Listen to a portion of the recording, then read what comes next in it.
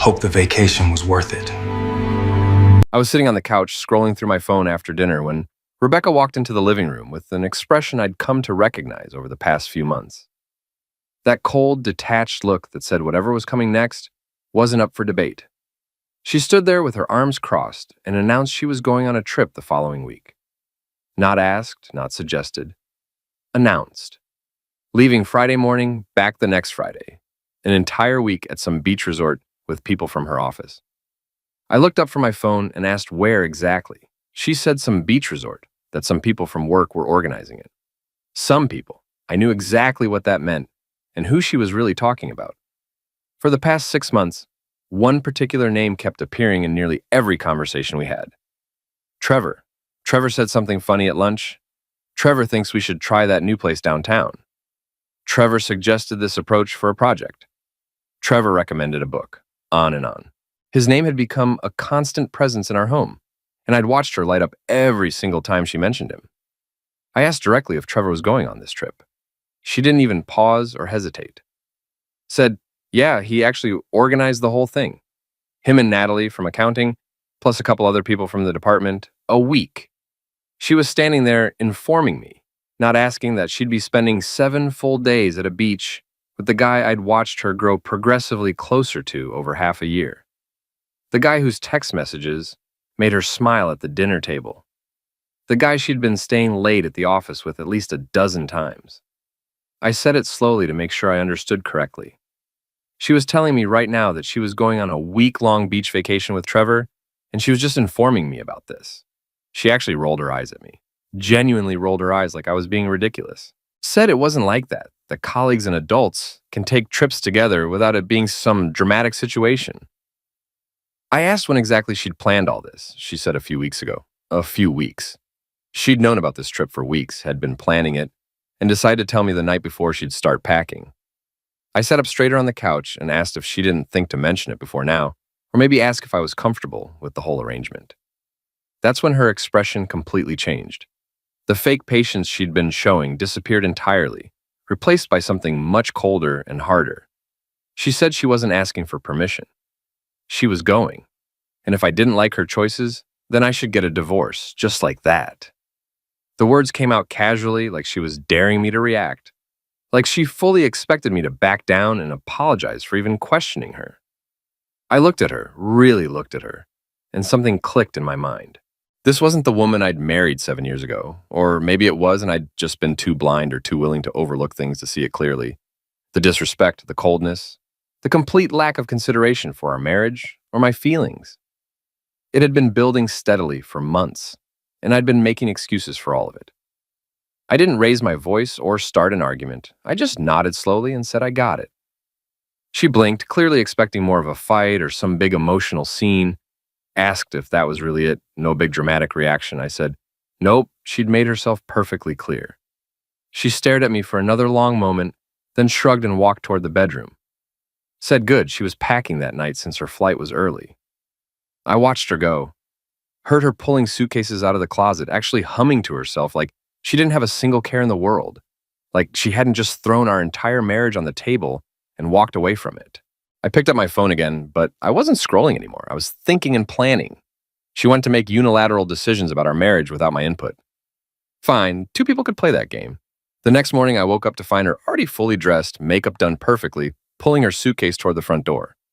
She was wearing a sundress I'd never seen before, probably bought it specifically for this trip. She said she'd text me when she landed, not even looking at me as she checked her phone, probably texting him. I told her to have fun. She glanced up at that, suspicious of my tone, but I kept my face completely neutral. She shrugged, grabbed her keys, and left. I stood at the window and watched her load the suitcase into her car, watched her check her appearance in the side mirror and smile at her reflection, watched her drive away without looking back even once. Then I pulled out my phone and started searching for divorce attorneys in the area. It was barely 7 in the morning, but I wasn't waiting another single minute. She'd given me the solution herself when she told me to get a divorce. I was just going to take her advice. Monday morning, I called the first attorney on my list, a guy named Malcolm Pierce, who had solid reviews and a reputation for not sugarcoating things during our phone consultation. He asked how long we'd been married. I said 7 years. He asked about shared assets. I told him the house was in my name only, bought it 2 years before we got married. She moved in after the wedding, but never contributed a single dollar to the mortgage or property taxes. I heard him typing. He said that simplified things considerably, asked about vehicles. I said 2 cars, both in our individual names. I pay my loan, she pays hers. He asked about joint bank accounts. I said 1 checking account we both put money into for bills and utilities. I had my own savings account she wasn't on at all, more typing. He said this should be very straightforward, asked what the grounds were. I told him she was having an affair or about to have one, hard to say which at this point. But she was currently on a week-long beach trip with the guy. He asked if I could prove an affair. I said I had months of text messages, late nights at work with him, constant mentions of his name, and the fact that she literally told me to get a divorce if I didn't like her choices, then left anyway. He was quiet for a second, asked if she said that word for word. I confirmed she did.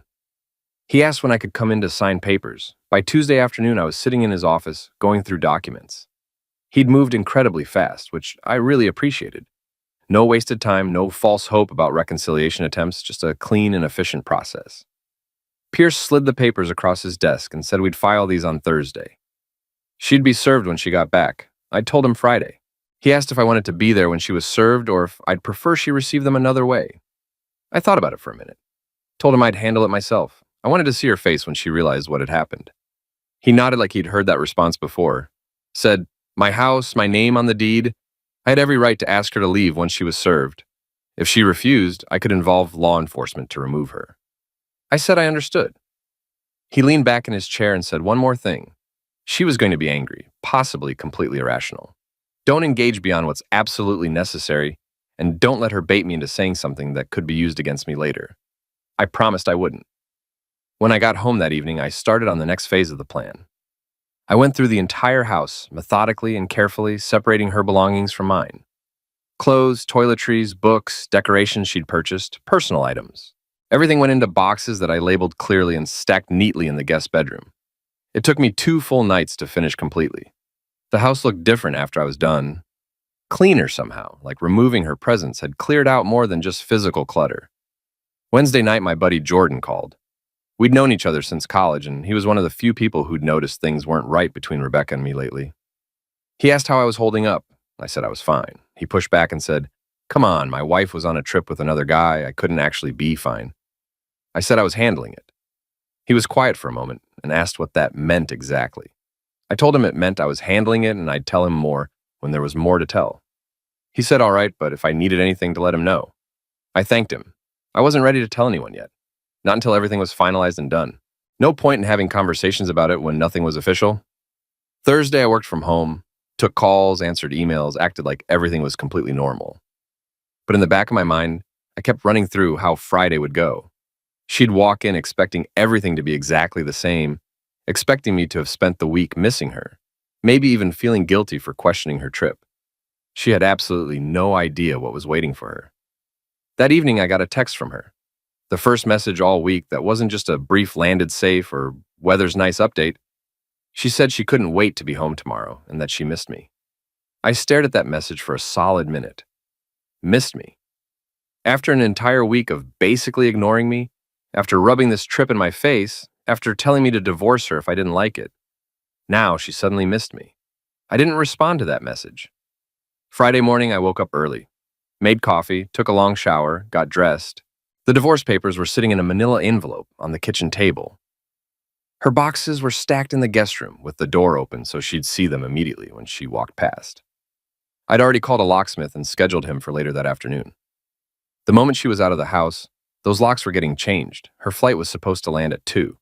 She'd texted me the details earlier in the week, probably expecting me to offer to pick her up from the airport.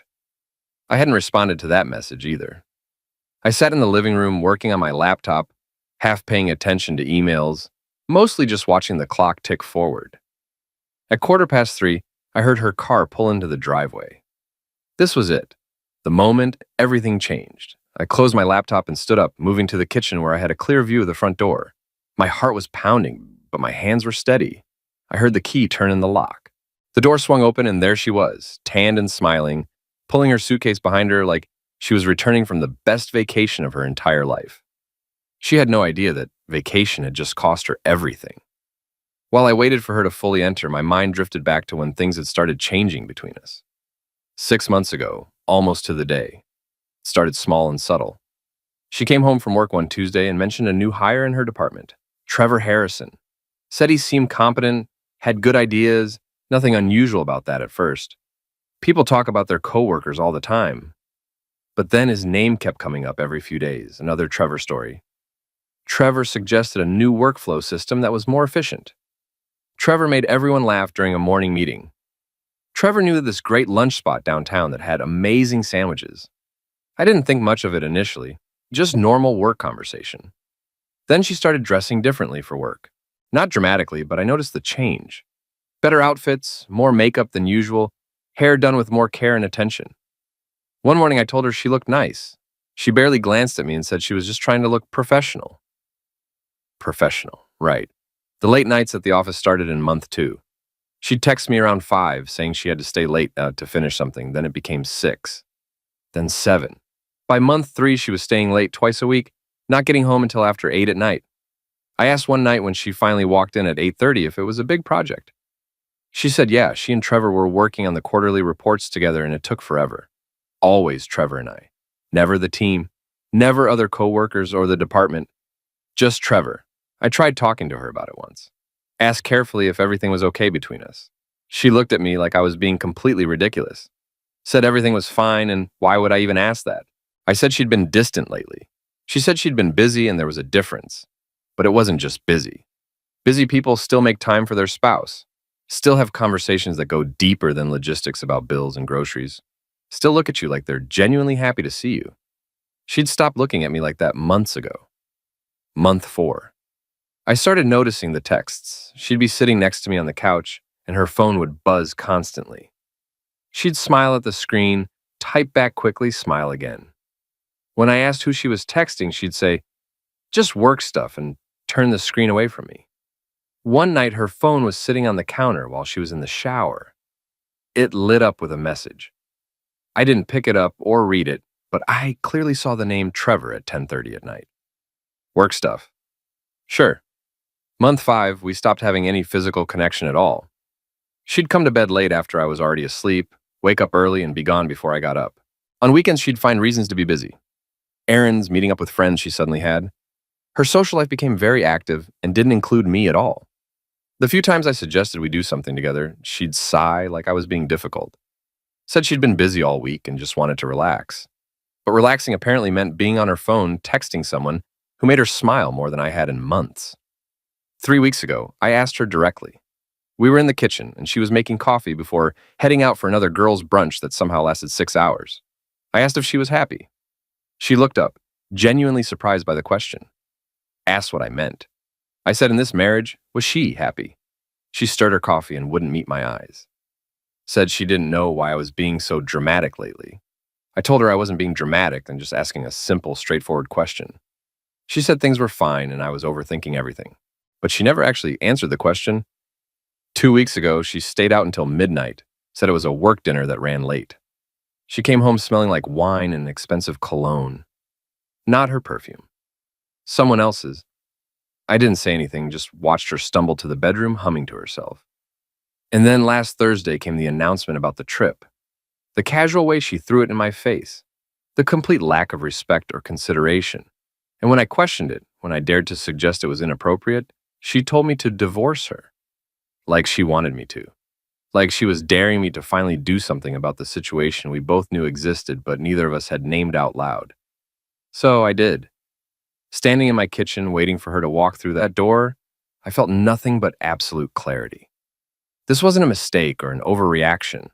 This was 6 months of watching someone slowly and deliberately check out of our marriage while expecting me to just accept it without question. She'd made her choice when she booked that trip, when she packed her bags, when she walked out that door without looking back. Now she was about to live with the consequences. She dropped her suitcase by the door and headed straight for the kitchen, barely acknowledging me standing there. Said she was starving, that the airplane food was absolutely terrible. I watched her open the fridge and root around, pulling out leftovers, completely at ease and comfortable, like the past week had been perfectly normal. like she hadn't just spent 7 days with another man. She finally glanced at me, said I was quiet, asked what, no welcome home. I almost laughed out loud. Told her welcome home. Asked how her trip was, keeping my voice level and calm. She actually smiled, said it was amazing. The resort was absolutely gorgeous. Weather was perfect every day. They had such a good time. They, not I, they. I said I was glad she enjoyed herself. She grabbed a fork and started eating the leftovers cold, leaning against the counter. She looked so comfortable, so confident, so completely certain that everything was exactly as she'd left it.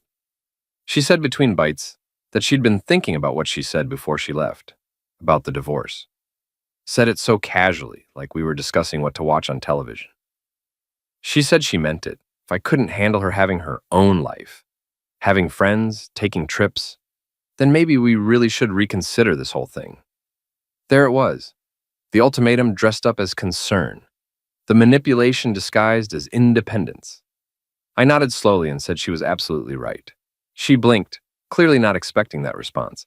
Asked what I meant. I said she was right, we should reconsider this whole thing. She laughed, but it sounded uncertain.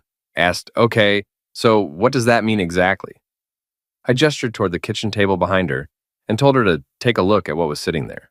She turned confused and saw the manila envelope. Her expression shifted immediately from confusion to something that looked almost like fear. She picked up the envelope slowly like it might bite her, opened it carefully, pulled out the papers. I watched her face change completely as she read, watched the color drain from her tan, watched her hands start trembling. She asked in barely a whisper what this was. I said divorce papers, exactly like she suggested. She looked up at me, and for the first time in 6 months, I had her complete and total attention. She said I was joking, that this was completely insane. I couldn't just do this. I told her I wasn't joking and I already did it. The papers were filed. She stared at them like they were written in a foreign language she couldn't understand, like she couldn't process what she was actually seeing. I realized that despite everything, despite the disrespect in the affair and the complete destruction of our marriage, she never actually thought I'd follow through. She thought I'd just accept it all forever. She was wrong. She read through the papers again, slower this time. Her hands were still shaking noticeably. When she looked up at me, her face had gone from tanned and confident to pale and uncertain. She said these were already filed, that I'd done this while she was gone. I confirmed yes, on Tuesday. She'd been gone for 4 days when I filed. She stopped, and her jaw clenched. Said I didn't even try to talk to her, didn't call or text. I reminded her that she told me to get a divorce if I didn't like her choices. I didn't like her choices. So here we were. She slammed the papers down on the table, hard. Said she didn't think I'd actually do it. People say things when they're angry. I told her she wasn't angry when she said it.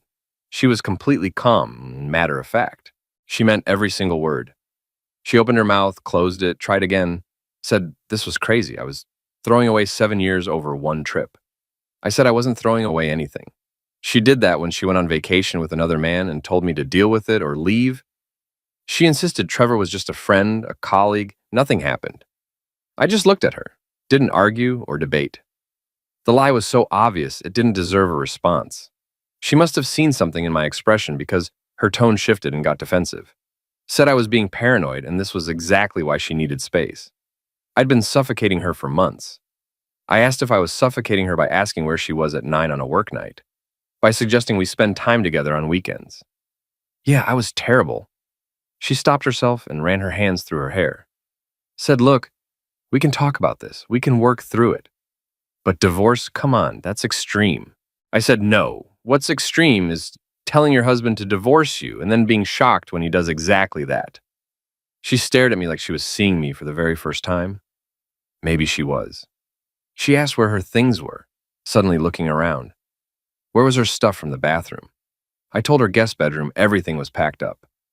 Her eyes went wide, asked if I'd packed her things. I said all of it, made it easy for her. She laughed, but it came out bitter. Said how considerate of me. I just looked at her. She walked down the hall toward the guest room. I heard her open the door and heard the sharp intake of breath when she saw all the boxes. Neat, labeled, stacked. 2 weeks of her life reduced to 6 cardboard boxes. She came back and now anger was replacing the shock. Said I had no right to touch her things. I said they were her things and she'd want them when she left. She asked when she left. Said this was her house, too. I told her no, actually it wasn't. Her face flushed red. She said we were married and lived here together. I explained the house was in my name only, bought and paid for before we got married. She never contributed to the mortgage, never paid for repairs or property taxes. She just lived here. She said that's not how marriage works. I said it's exactly how the law works and my attorney already confirmed it. She was breathing hard now, fists clenched at her sides. Asked if I was kicking her out just like that. I said she had until tomorrow morning to figure out where she was going. After that, the locks get changed. She said I couldn't do that. I said I could and I would. She grabbed her phone from her pocket, hands fumbling with it. Said she was calling her mother. I told her to go ahead.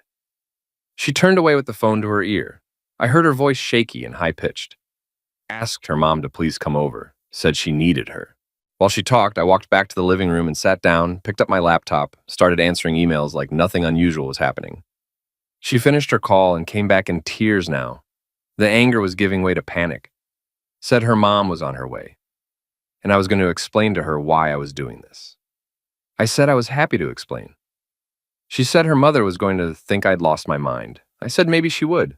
She paced back and forth, wiping at her eyes. Said she couldn't believe this. She went on one trip, and I decided our entire marriage was over. I said it wasn't one trip, it was 6 months of her checking out. 6 months of late nights and cold shoulders and texting someone else instead of talking to me. The trip was just the final confirmation.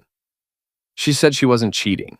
I said she was emotionally checked out of this marriage and physically spending all her time with another man. Call it whatever made her feel better. She stopped pacing and asked, so that's it? No counseling, no trying to fix things. I asked if she wanted to fix things or if she wanted me to accept being second place in my own marriage while she did whatever she wanted. I wasn't doing that. She said she never said I was second place. I told her she didn't have to say it. A car pulled up outside. Her mother, Lorraine, had never particularly liked me. Thought her daughter married beneath her station. She'd made that abundantly clear over the years with little comments about my job, my house, my clothes. The doorbell rang. Rebecca went to answer it, and I heard Lorraine's voice immediately asking what was wrong, saying Rebecca sounded hysterical on the phone. They came into the living room together. Lorraine looked at me like I was something unpleasant stuck to her shoe, demanded to know what I'd done. I stood up calmly and said I filed for divorce while Rebecca was on her trip. Lorraine asked what kind of man does something like that. I said the kind whose wife told him to get divorced if he didn't like her going on vacation with another man. So I took her advice. Lorraine's eyes narrowed dangerously, said Rebecca went on a work trip with colleagues. I said she went to a beach resort with a man she'd been inappropriately close to for months, and when I objected to it, she told me to divorce her. So I did exactly that. Rebecca was crying harder now, clinging to her mother's arm. Said I was kicking her out, had packed all her things, wouldn't even listen to her. Lorraine's face went red. Said this was Rebecca's home, and I couldn't just throw her out. I said the house was in my name. She wasn't on the deed or the mortgage. Legally, I could ask her to leave any time. Lorraine said that was ridiculous. We were married. I said not for much longer. She looked like she wanted to hit me, but instead turned to Rebecca and told her to get her things. They were leaving. Rebecca said she wasn't leaving. This was her house. I said quietly that it wasn't, and if she wasn't gone by tomorrow morning, I'd have the police remove her. She looked at me like I'd physically slapped her. Said I wouldn't do that. I told her to try me. Lorraine grabbed Rebecca's arm and said, come on, let me be alone with my papers and my pride, and we'll see how that works out. They went to the guest room. I heard them moving boxes and talking in low, angry voices. 20 minutes later, they were loading her car with the first batch. Rebecca came back in one more time. Her eyes were red, mascara smeared down her cheeks. Said she hoped I knew I was making the biggest mistake of my life. I said I didn't think so. She said I was going to regret this. I said probably not. She just stared at me, then turned and walked out, slamming the door behind her. I watched through the window as they finished loading everything, watched Lorraine put an arm around her shoulders, watched them drive away. Then I picked up my phone and called the locksmith, asked how soon he could come by. He said he could be there in an hour. I said, perfect. The locksmith finished around 7 that evening. New locks, new keys. I tested them twice to make absolutely sure everything worked properly. After he left, I ordered dinner and sat down with a beer. The house felt different, lighter somehow, like a weight I'd been carrying for months had finally been lifted off my shoulders. My phone started buzzing around 8, her calling. I let it go to voicemail. It buzzed again 2 minutes later, again. On the 5th call, I answered and asked what she wanted. She said we needed to talk. Her voice was calmer now, more controlled. She'd probably spent the last few hours strategizing with Lorraine. I said no, we didn't need to talk. She asked me to please hear her out, said there had been a huge misunderstanding. I said there hadn't been any misunderstanding. She asked if she could come over just to talk face to face. I said no. She asked why I was being so stubborn about this. I almost laughed. Asked if stubborn was what she was going with. She said she made a mistake, that she shouldn't have said what she said before she left. She was angry and spoke without thinking. I said she wasn't angry, she was cold and calculated. She meant every word. She insisted that wasn't true. Said she loved me and didn't want this marriage to end. I said funny how she suddenly loved me now that there were actual consequences, and she was quiet for a moment. Asked what I wanted from her. An apology. Said fine, she was sorry. Sorry she went on the trip, sorry she said those things. Could we please just talk about this like adults? I said we were talking. I was telling her that divorce was happening and she was upset about it. There was nothing else to discuss. She said I was really going to throw away 7 years over one fight. I said it wasn't one fight. It was 6 months of her prioritizing another man over her husband.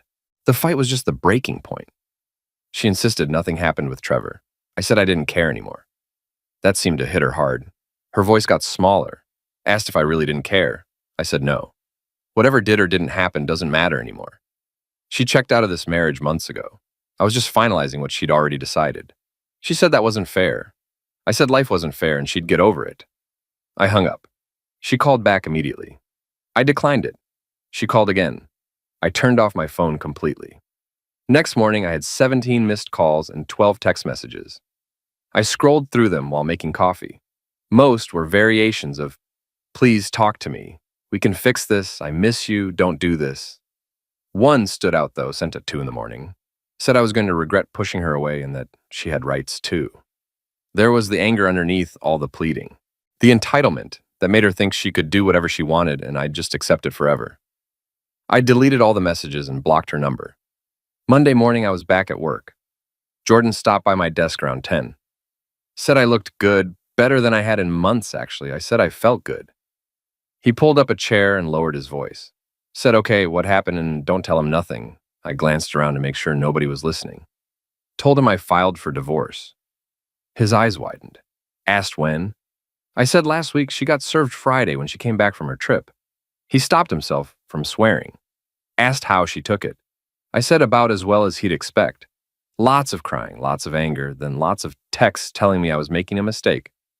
He asked if I was making a mistake. I said not even a little bit. He nodded slowly and said good for me, seriously. He'd watched me put up with her attitude for way too long. I said, yeah, well, not anymore. That afternoon, Pierce called me. Said Rebecca's attorney had reached out. She'd gotten an attorney named Sharon Oliver. Wanted to discuss settlement terms. I asked what there was to settle. The house was mine, the cars were separate. We split the joint checking account, and that was it. Pierce said that's what he told her, but she pushed back about the house. Said Rebecca deserved compensation for 7 years of marriage. I asked compensation for what exactly? Living rent-free. Pierce said that was essentially his argument. Said she was going to try to drag this out and make it difficult, but we had a very strong position. The house was mine before marriage, no kids involved, separate incomes. This should be straightforward. I said good. Pierce mentioned one thing, though. She was claiming emotional distress. Said I blindsided her and caused her psychological damage by filing while she was on vacation. I actually laughed at that. Told him she told me to get divorced. I did exactly what she suggested.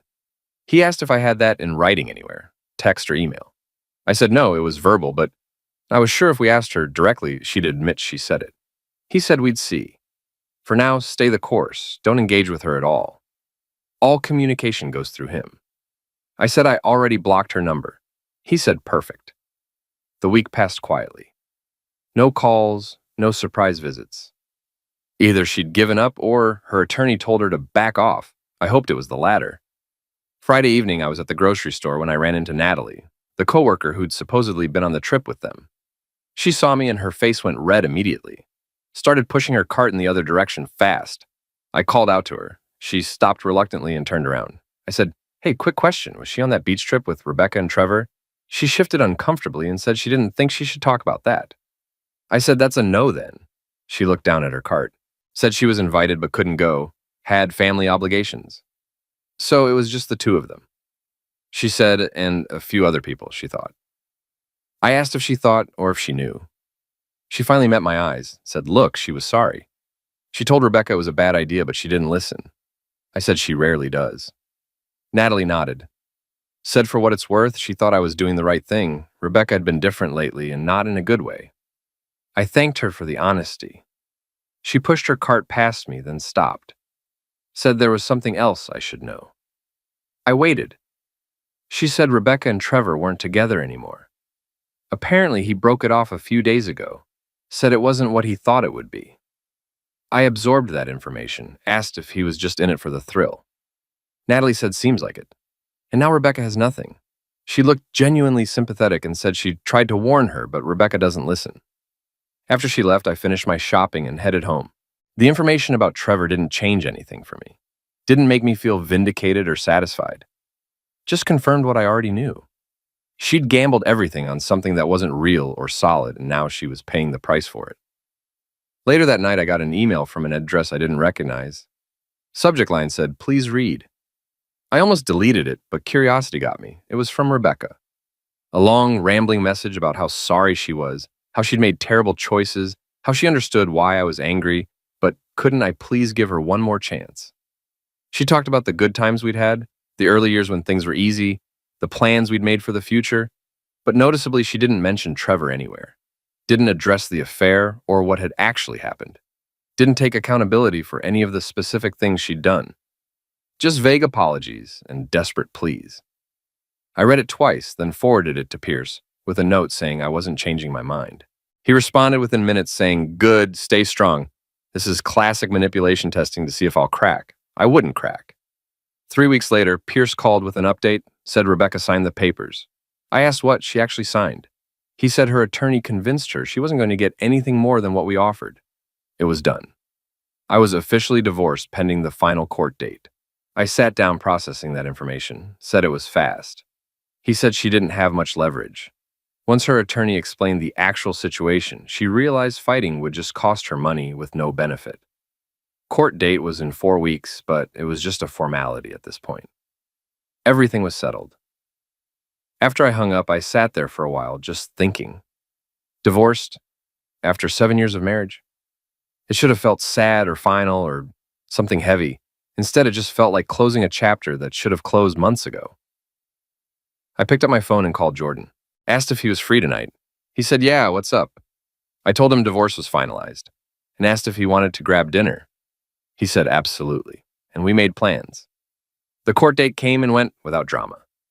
10 minutes in front of a judge, signatures on paper, and it was officially over. I walked out of the courthouse, feeling lighter than I had in years. Jordan was waiting by his car in the parking lot, asked how it felt. I said like I should have done this 6 months ago. We grabbed lunch at a diner downtown. He asked about my plans, whether I was going to sell the house or move somewhere new. I said no point, I liked the house, and it was mine, why would I leave? He said fair enough. A couple months passed, and I settled into a routine that actually felt good and healthy. Work, gym, time with friends I'd been neglecting, simple things that had somehow become complicated when she was around. One Saturday, I was at the hardware store picking up supplies when I saw her across the parking lot. She looked tired and thinner than before. She saw me at the same time and quickly looked away, hurrying to her car. I didn't feel anything at all. No anger, no satisfaction, no vindication, just nothing. That's when I knew I'd completely moved on. Later that week, Jordan mentioned he'd heard through mutual friends that Rebecca had tried getting back together with Trevor. He'd turned her down flat. Apparently, he had a girlfriend now, someone who wasn't married. Jordan asked if that bothered me at all. I said not even slightly, and I meant it. She'd made her choices, prioritized excitement over stability, burned down her marriage for something that was never going to last. Now she was dealing with the aftermath of those choices. That wasn't my problem anymore. 6 months after the divorce was finalized, I went on a date. Nothing serious or heavy, just coffee with someone I'd met through work. It went well. We laughed, talked easily about various things, made plans to meet again the following weekend. As I drove home that night, I realized something important. I was happy, genuinely happy with my life. Not pretending, not settling, not making excuses for anything, just authentically happy. Rebecca had told me to get a divorce if I didn't like her choices. Turned out to be the best advice she ever gave me.